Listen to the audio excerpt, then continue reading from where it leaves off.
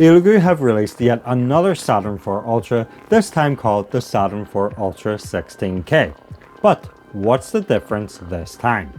Well, actually there's quite a difference with a lot of positives, quite a few negatives, but also one major thing that annoys me.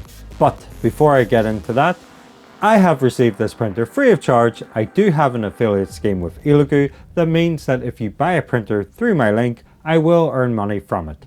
But I will never hold any punches back. So just know, if this printer is bad, I will say so. Now, first of all, let me tell you how the printer came to me.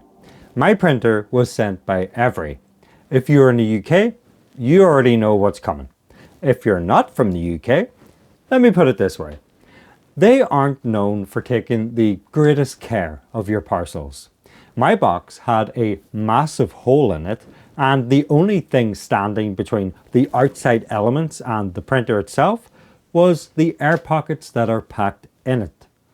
Luckily, in my case, this was enough, as after taking the printer out of the box, it all looks intact and there doesn't seem to be any damage caused to it. The printer comes with the usual toolkit with the accessories you will need, and hiding in the styrofoam is the return of the threaded build plate, with the only change made to include little handles to make it easier to handle.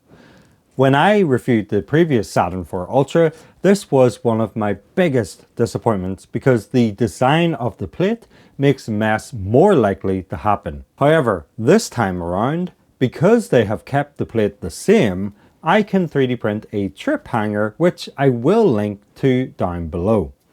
This should hopefully take care of some of the problems from last time. My other disappointment with the first Saturn IV Ultra was the lack of a heater. Now, I know from reading your comments on that video that not everyone needs a heater. And for those of you that don't need one, well, lucky you, I guess. But I do my videos based on my circumstances and needs for the machines. And a heater is essential, as my printers are on an Amazon Basics rack in a shed. The 16K variant comes with a heater, fortunately for me, and it's controlled by these two little pins, which is really neat. The heater has a preheat mode that will preheat the fat for up to 24 hours to keep the resin in an ideal state. And when you're ready to print, you can choose either 25 or 30 degrees Celsius to heat your fat to. The other really neat feature is that when you're starting a print and the fat is heating up the resin, the build plate will automatically lower and raise itself, which is both helping stir the resin and make the build plate warmer, so it's not just a cold piece of metal going into a warm vat.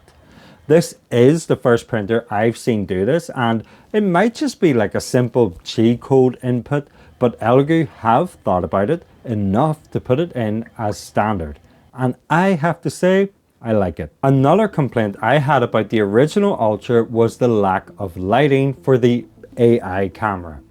Most of my prints are done in the dark, so for me to be able to see with the old printer, I had to hook up external lighting. But in the 16K version, they have included a light just above the camera, and I can confirm it works as it should, and it's a very smart way to include it in.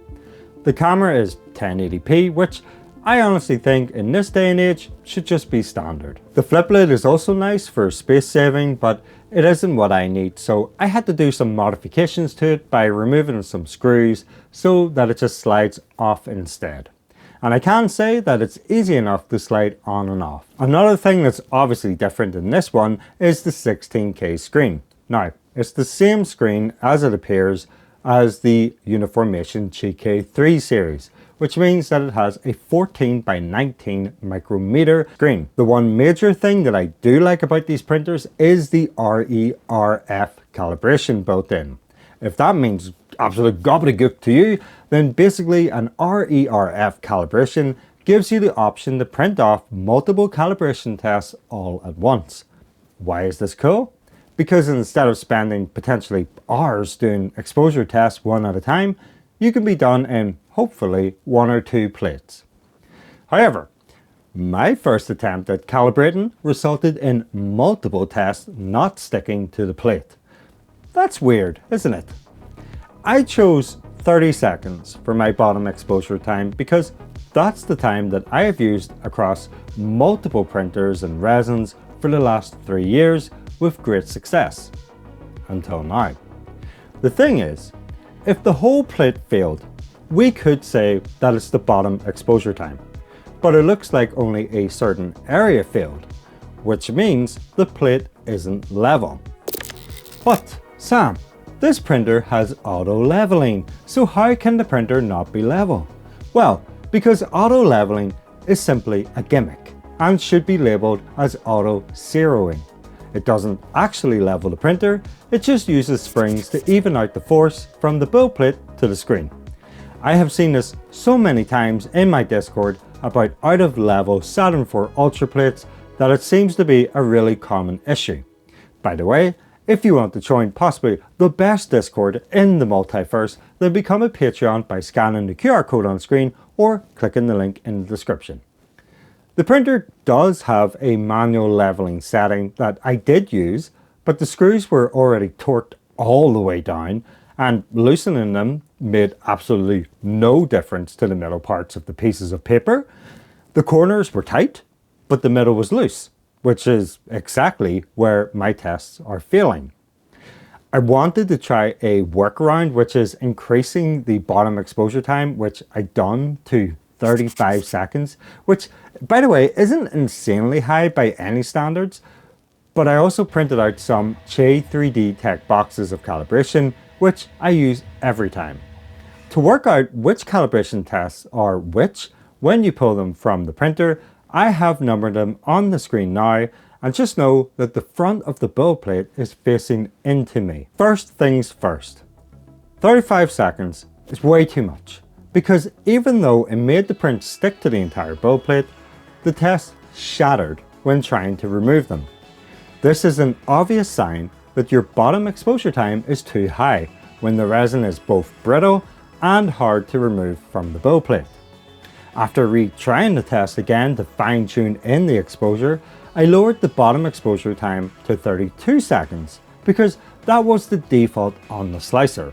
Again, 32 seconds is still too brittle, but at least now I have my exposure time which looks like either 1.7 or 1.8 seconds on a 0.03mm layer height. I'm going to go with 1.8 just to be safe. I loaded up the first of 2 plates to print a really cool tank from Miniac and decided to lower the bottom exposure time to 30 seconds just to see if it would work. Sheet2Box had a bit of a meltdown and estimated it would take 95 hours to print, which would mean I would be quicker flying to Australia and picking it up from the guy himself. But I think this is just because it's a beta version of Sheet2Box, so it just must be a bug. The tank printed off great, and you'll be glad to know it was nowhere near 95 hours, thankfully. It stuck to the plate, which is a positive, but when trying to remove the supports, I actually had to give up entirely on the hull of the tank because no matter what I was doing, I couldn't get the supports off without making a mess of the details, which usually is a result of overexposure. But you've seen the tests. I've shown you my tests. The boxes fit inside each other, so it's dimensionally accurate and shouldn't be overexposed. This model does come in 2 variations of the hull for both larger and smaller printers, so I decided to try again with the other version to see if that made a difference. Again, Sheet2Box had a canary and thinks it will be 146 hours to print, but it won't be. I also lowered the exposure time to 1.7 seconds just because the supports were really hard to remove, and I lowered the bottom exposure time to 25 seconds because the rafts were still really brittle, which didn't help with support removal. I should say this now. It could also be the resin. I haven't used this Elegoo standard 8K resin before, and in general, standard resins can be brittle, but it's usually not at this stage. Now, I printed off the second plate, and yet again, I had another problem. a part of the plate did not print. The same part that had issues with the calibration test. But it isn't the bottom exposure time because the rest of the plate has stuck. I don't know what else I can do here because I can't manually level the printer and the auto level clearly doesn't work.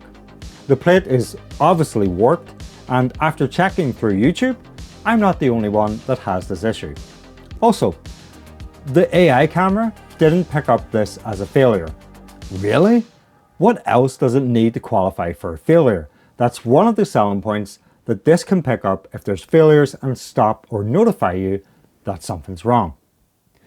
I can't, in all good faith, say to you now whether you should buy this printer or not because I have had so many weird issues with it. I also will be sending Elegoo an email to ask if I can have a new build plate sent to me so I can actually use this printer. But based on my experience, if you are thinking of getting this printer, then be prepared to do the same. I wanted this video to be as authentic as possible, which is why I'm waiting until it goes live to let them know that I'm having issues and that I need a new one because, let's be honest here, YouTubers getting earlier printers or early printers to show off are likely to be the cherry-picked models. They're likely to be the best of the best machines that have came out of the factory.